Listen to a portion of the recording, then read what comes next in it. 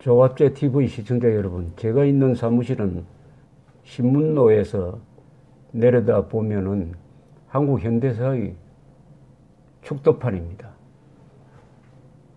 지금 저기 시청 앞 광장에서는 태극기를 든 시위대가 군가를 부르면서 행진하는 소리가 들립니다. 아마도 평창 동계올림픽에 북한이 정치 쇼를 하는 데 대해서 항의하는 시위 같습니다.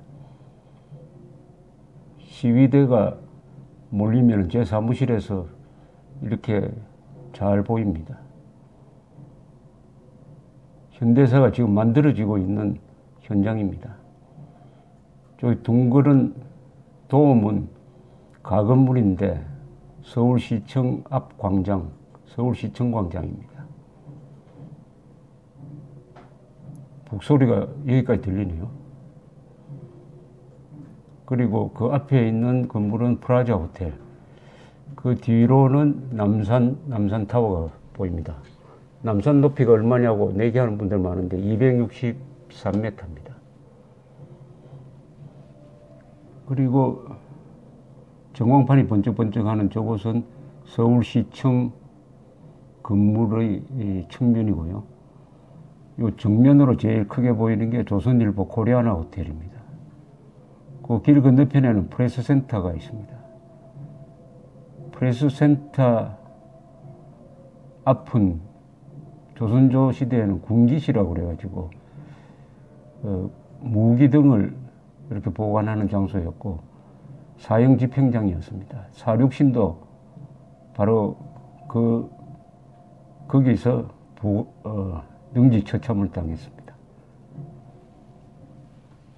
요 제 사무실에서 딱 정면으로 내려다 보면은 오래된 국민학교가 보입니다. 덕수초등학교입니다. 1912년에 만들어졌으니까 106년의 역사를 가진 학교입니다. 요게 눈이 내리면은 요 운동장이 하얗게 덮여서 아이들이 노는 모습이 보입니다.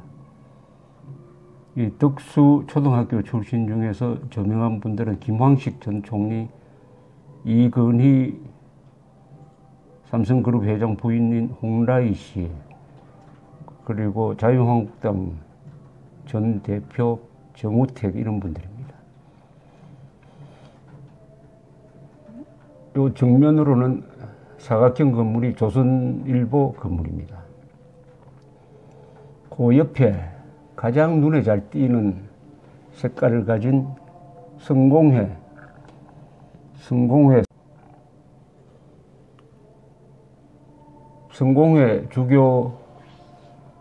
주교관이 되는 저 건물은 1926년에 세워졌습니다. 1900 일제시대 때 세워졌는데 저게 르네상스식입니다.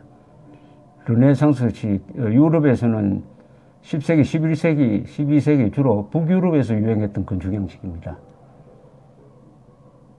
1990년대에 설계도를 가져와가지고 상당히 복원 또는 정축해서 저런 모습이 되었습니다. 아주 드문, 한국에서는 드문 르네상스식 건축물입니다. 요걸 돌리면은 요게 빨간 지붕이 보이는 이곳, 여기 영국 대사관 자리입니다. 영국 대사관. 저 자리가 바로 정릉이 있던 곳입니다. 정릉 하면은 지금 저 성북동에 있는 정릉을 생각하시는데 여기가 정릉이 있었습니다. 정릉은 누구냐 하면은 이태조입니다. 이성계조. 이태조의 두 번째 부인 왕후입니다. 신덕 왕후의 무덤입니다. 신덕 왕후가 40살에 일찍 죽으니까 태조는 그 무덤을 아주 가까이 경복궁에서 가까운 데 두었습니다. 아주 사랑했습니다. 문제는 신덕 왕후의 아들과 이태조의 큰아들은 아니죠. 둘째 아들이죠. 이 태종, 이방원입니다. 태종이 서로 권력 투쟁을 하면서 아주 피비린내 나는 왕자의 난을 겪으면서 태종 이방원이 결국 실권을 잡고 나중에 태종이 되고 저 신덕 왕후의 두 아들을 죽입니다. 그리고 집권을 한 이 태종이 무덤 정릉을 훼손하고 정릉을 저 성북동 지금 정릉이죠. 정릉으로 옮깁니다. 그 자리가 바로 저기 영국 대사관이 서 있는 자리죠. 그 다음 이렇게 하얗게 보이는 석조 건물이 있습니다. 그리고 왼쪽에 저 중화전 건물이죠. 궁궐의 한복판에 있었던 중화전 건물도 보이고, 대한문은 여기 좀 가려서 잘 안 보입니다. 바로 덕수궁입니다. 저기가 덕수궁 석조전이죠. 이 덕수궁은 이 제가 지금 보는 이 광경의 가장 한가운데에 있는 건물인데, 덕수궁은 우리 역사상 유일무이한 황궁입니다. 황제가 살았던 곳입니다. 영어로 말하면 임페리얼 팰리스입니다. 1897년에 고종이 대한제국의 황제로 즉위를 합니다. 그리고 살던 데가 바로 여기입니다. 당시는 저 석조전이 없었고 나중에 만들어졌습니다. 이 덕수궁에 살게 됩니다. 10년 동안 대한제국 황제로서 덕수궁에서 살았으니까 황궁입니다. 왕궁이 아니라 황궁이죠. 이 덕수궁은 역사가 좀 오래되는데요. 경운궁이라고 불렸습니다. 맨 처음에 저기 살았던 사람은 성종의 큰아들 월산대군입니다. 연산군의 형입니다. 그러다가 선조가 임진왜란 때 북쪽으로 피난 갔다가 다시 돌아와서 월산대군 집이 그때 아직 남아 있었던 모양이죠. 거기서 임시거처로 했습니다. 그리고 광해군도 거기서 살았습니다. 그래서 경운궁이라고 불렸습니다. 그리고 광해군이 저 덕수궁에서 즉위를 했습니다. 그리고 창덕궁이 고쳐 지으니까 다시 그쪽으로 옮기면서 경운궁으로 쭉 불렸는데, 인조 반정, 광해군을 몰아내는 인조 반정을 일으키고 즉위한 곳이 바로 또 저 덕수궁 자리입니다. 덕수궁이 황궁으로 서인 배경은 있습니다. 바로 1895년 청일전쟁에 일본이 이긴 다음에 일본이 득세를 하던 시절에 여기 서울 주재 일본 공사 그리고 일본 깡패들 거기에 영합한 한국군 조선군대죠. 조선군대의 간부들이 합작을 해가지고 경복궁으로 몰려가서 민비를 죽입니다. 민비 시해 사건, 을미사변이죠. 을미사변이 일어나니까 1895년입니다. 그 다음에 초에 고종이 겁이 났습니다. 그래서 일신상의 안전이 가장 중요하니까 친러파 인사들과 함께 이범진, 이완용은 당시에 친러파였습니다. 함께 힘이 세워지고 있던 이 만주 지역 일대에 대한 영향력이 강해지고 있던 러시아 공사관으로 왕이 피신을 합니다. 그걸 아관파천이라고 불립니다. 아관은 러시아 공관이라는 뜻입니다. 아관으로 옮깁니다. 그걸 아관파천이라고 그러죠. 1896년에서 97년 사이 1년 동안 러시아 공사관에서 고종이 직무를 받습니다. 러시아 공사관 자리는 저기 있습니다. 청색 건물 앞에 있는 하얀색 탑 자리, 저기가 러시아 공사관 자리였습니다. 러시아 공사관. 1년 있다가 다시 돌아온 곳이 바로 덕수궁으로 돌아왔습니다. 경복궁으로는 돌아가지 않고. 그 다음에 요 빈트가 있습니다. 이 빈트가 도심지에 약 10,000평쯤 됩니다. 10,000평 되는 빈트가 왜 있느냐 하시겠는데, 여기가 경기요고 자리입니다. 옛날 경기요고 자리인데, 여기에 광화문에 있는 미국 대사관을 여기 옮겨 지으려고 해서 미국 대사관이 구입을 했습니다. 그런데 이 지역이 문화재 보존 지역입니다. 이걸 발굴을 하면은 뭐 옛날 성터라든지 뭐 이런 게 나올 수가 있으니까 이 건축이 불허되었습니다. 그래서 미국 대사관은 용산에서 미군 기지가 저 평택으로 옮긴 다음에는 용산에 짓기로 했습니다. 용산에 한 3만 평 정도 되는 부지와 이 자리를 서로 맞바꾸었습니다. 여기하고 인접해 있는 곳이 바로 지금 정면으로 보이면은 저기 단독 건물이 몇 채 보이고 오른쪽에는 기와집도 보이고요.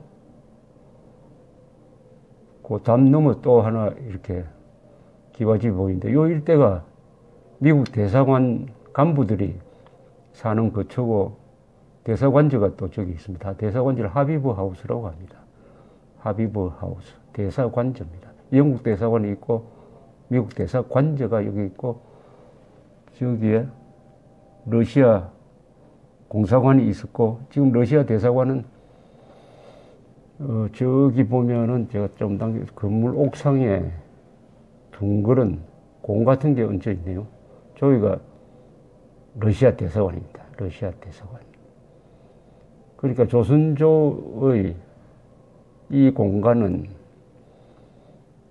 외교인 무대였습니다. 외교인 무대. 아마 제 짐작으로는 고종이 외교관들이 사는 또 외교관저가 몰려있는 이 덕수궁에서 살면은 난이 났을 때 피신할 수 있다. 피신하기 용이하다는 것도 한 이유가 되지 않았을까 이렇게 생각이 듭니다. 좀 비참한 이야기인데 이렇게 하면은 요 근방이 한국 역사의 한 장면입니다. 한 장면을 압축한 곳이라고 볼 수가 있습니다. 여기에 빠진 나라가 두 나라가 있네요. 중국, 즉 청나라입니다. 청나라. 청나라는 그 본거지가 여기 지금 여기 안 보이죠? 이쪽으로 돌리면은 저 조선일보 건물 저 넘어서 쭉 가면은 바로 거기가 명동이고 명동에 지금 중국 대사관이 있습니다. 그 자리에 원세계 젊은 장군 20대 후반의 젊은 장군 원세계가 1885년에서 1894년까지 한 9년 동안 일종의 청나라 대표부가 아니라 사실은 총독 역할을 하면서 조선을 지배를 했습니다. 한 9년 동안. 명동은 어떻게 보면 중국, 거기 화교도 지금도 있습니다만 중국 영역이었습니다. 일본 공사관은 원래 여기서 쭉 왼쪽으로 이 방향이죠. 가면 서대문, 적십자병원 있는 서대문 근방에 일본 공사관이 있다가 나중에 지금 한국일보 부원으로 옮겼습니다. 일본, 청나라는 요 시야에는 지금 잡히지 않습니다. 지금 만들어지는 역사가 여기서 구경할 수 있다고 한다면은 저기 아직 태극기 시위대가 아직 많이 모인 것 같은데요. 계속 인도를 따라서 나가네요. 그 뒤에는 스케이트를 타고 있고 이 성공회에서 1987년 6월 10일 바로 이 무렵에 있을 것입니다. 그 민주화 운동가들이 모여서 직선제 개헌을 요구하는 집회를 시작한 것입니다. 31년 전이군요. 1987년. 그러다가 6월에 크게 시위가 격화되고 전두환 대통령은 한때 계엄령 선포까지 생각도 했지만은 그렇게 되면 서울올림픽을 개최할 수 없게 된다 해서 참고 6.29 선언이라는 직선제 개헌 수용 민주화 조치를 취하는 결단을 내립니다. 발표는 노태우 당시의 대통령 후보가 합니다. 그걸 통해서 유혈 사태를 예방하고 한국은 민주화 시기로 접어들고 1987년 12월에 직선제를 통해서 노태우 대통령이 등장하게 되는, 바로 1987년 역사 소용돌이의 한복판에 있었던 곳이 바로 저기입니다.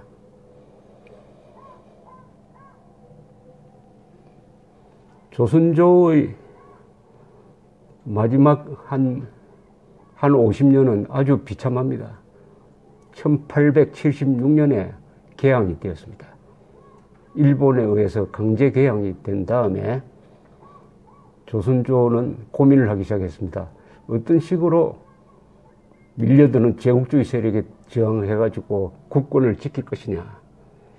여러 가지 방책이 논의되었습니다. 수구파도 있고 위정척사파도 있고 친일파도 생기고 친청파도 있고 친러파, 친미파 이렇게 서로 각축을 하면서 여러 가지 시도를 합니다. 그 시도 중에 시도하는 과정에서 여러 가지 사건들이 연달아 일어나기 시작합니다. 1876년부터 1882년에는 이모군란이 일어납니다. 군대 개혁에 저항하는 사람들이 들고 일어나는 게 이모군란이라는 반란이었습니다. 이모군란. 1882년 이모군란을 진압하는 과정에서 고종은 청나라 군대의 도움을 받습니다. 근데 청나라 군대가 일시 복귀한 대원군을 납치해버립니다. 납치해가지고 청나라로 데리고 갑니다.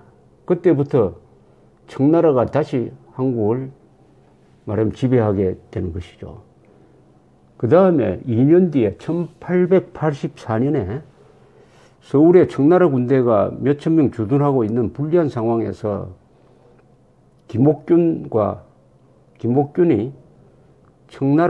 일본 세력의 도움을 받아서 갑신정변이라는 쿠데타를 일으킵니다. 그러나 이게 3일 천하로 실패를 합니다. 왜냐? 청군이 진압에 나섰기 때문입니다. 그래서 갑신정변 주도파는 일본으로 도망을 갑니다. 만약 그때 성공해가지고 집권을 했더라면은 일본처럼 선제적 개혁이 가능했을지도 모르지만은 실패했습니다.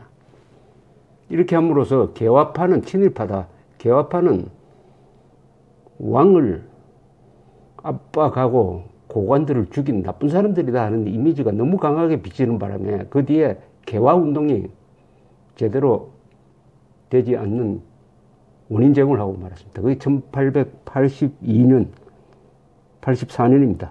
84년 갑신정변. 그 다음에 이 문제를 해결하기 위해서 이 갑신정변 진압 과정에서 뭐 일본 사람들이 피해를 보고 하니까 그걸 해결하는 과정에서 일본과 청나라가 천진조약을 맺습니다. 그리하여 조선에서 양쪽이 다 군대를 빼자. 그러나 앞으로 개입하게 될 때는 서로 통보를 하자. 이런 합의를 합니다. 이런 속에서 다시 실권을 장악한 청나라의 젊은 장교 원세계가 명동에 본부를 두고, 그 명칭은 좀 복잡한데 총리조선 통상교섭 사이라는 제목으로 또는 조선 강국으로 불리면서 고종 황제를 부하처럼 다루면서 한 9년 동안 조선을 장악을 해서 개화로 나가는, 개방으로 나가는 길을 차단하고 말았습니다. 그러다가 1894년에 청일전쟁이 일어납니다. 청일전쟁은 왜 일어났느냐 하면은 한국의 동학난 또는 동학혁명운동이 일어났습니다. 고종은 청나라한테 이 원조를 요청을 합니다. 관군으로는 진압이 안 되니까. 그럼 청나라 군대가 출병을 하면은 자동적으로 일본 군대가 천진조약에 의해서 들어오게 돼 있었습니다. 이것이 청일전쟁의 도화선이 돼서 청나라 군대를 먼저 일본군이 공격을 해가지고 한국에서 청일전쟁이 일어납니다. 이 청일전쟁에서 청나라가 집니다. 그러면서 청나라의 조선에 대한 영향력은 여기서 끝납니다. 그러다가 그 이듬해 1895년에 조선에서 실권을 잡은 것을 기화로 해가지고 일본 그리고 한국 이런 잡탕 세력이 경복궁에서 민비를 시해하게 되는 것이죠. 이게 또 국제 여론을 악화시키고 일본에 대한 위협을 느낀 여러 세력이 일본을 압박을 해가지고 이번에는 그 틈을 타고 러시아가 또 등장합니다. 그 틈을 타서 그 흐름 속에서 고종이 친러파의 인도를 받으면서 바로 러시아 공사관으로 피신하는 아관 파천이 일어나고 해서 이번에는 친청파, 잠시 친일파, 그 다음에 친러파가 득세를 해가지고 러시아 쪽으로 기웁니다. 러시아에 매달려가지고 뭘 좀 국권을 지켜보려는 그런 아주 몸부림을 치게 됩니다. 이때 러시아 세력이 한국으로 들어왔습니다. 여러 흔적을 남겼죠.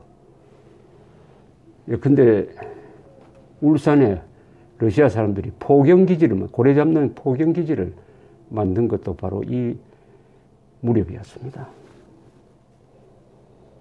이러는 와중에 드디어 러시아와 일본이 만주와 조선의 영향권을 놓고 결전을 합니다. 그게 1904년에서 1905년 사이까지의 러일 전쟁입니다.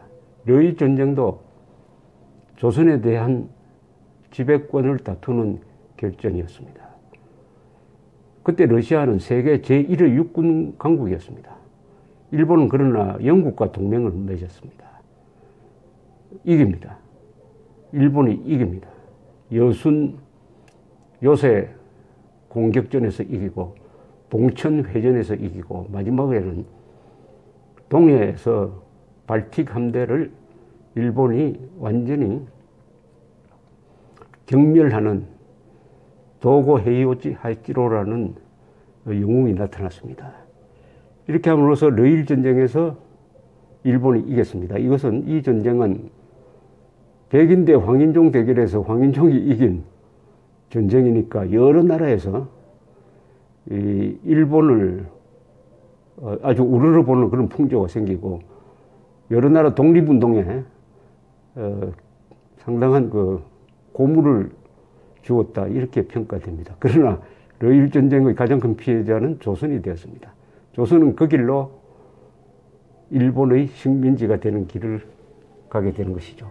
바로 1905년에 을사 늑약으로서 외교권을 포기하고 그리고 거기에 반발하는 고종이 헤이거 밀사 이준 열사를 통한 독립 호소를 하다가 발각이 돼가지고 황제 자리에서 강제로 밀려나고 1907년에 그 다음에 순종이 즉위하고 그 다음에 1910년에 드디어 한일 합병이 되는 이런 상황이 바로 이곳 무대를 통해서 전개가 되었습니다.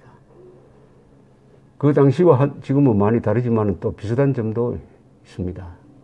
외부 환경이 격변할 때, 국제 환경이 격변할 때 거기에 신속하게 대응하려면 국내가 안정이 돼야 되고 국내 여론이 통일이 돼야 합니다. 그러나 조선은 그러지 못했습니다. 개화파, 위정척사파, 친일, 친청, 친러, 친미파로 각축을 하면서 각축을 하는 것은 뭐 어느 나라에 있지만은 여기서 결전을 해가지고 어느 한쪽이 정리를 해줘야 되는데 그게 되지 않았습니다. 그런 점에서 고종의 리더십이 아쉬운 거죠. 고종이 국론을 통일하는 데 실패해버리고 말았습니다. 그러니까 외세의 개입을 허용하고 말았습니다. 오늘 북한 핵위기, 중국의 급부상, 동북아시아의 대격변이 지금 일어나고 있습니다. 100여 년 전의 상황과 매우 비슷합니다. 다른 것은 한국의 국력이 강하다는 사실입니다. 그러나 당시와 비슷한 것은 한국의 국론이 분열되어 있다는 사실이죠. 친미, 친중, 친북 등등으로 분열되어 있습니다. 그렇다면 자칫 잘못 제2의 조선으로 갈 가능성이 없지 않다. 그런 생각을 가지고 이렇게 바깥으로 보는데 바깥은 근사합니다. 일부는 이런 대한민국을 저주하면서 헬조선이라고 하는데 이게 헬조선 같이 보입니까?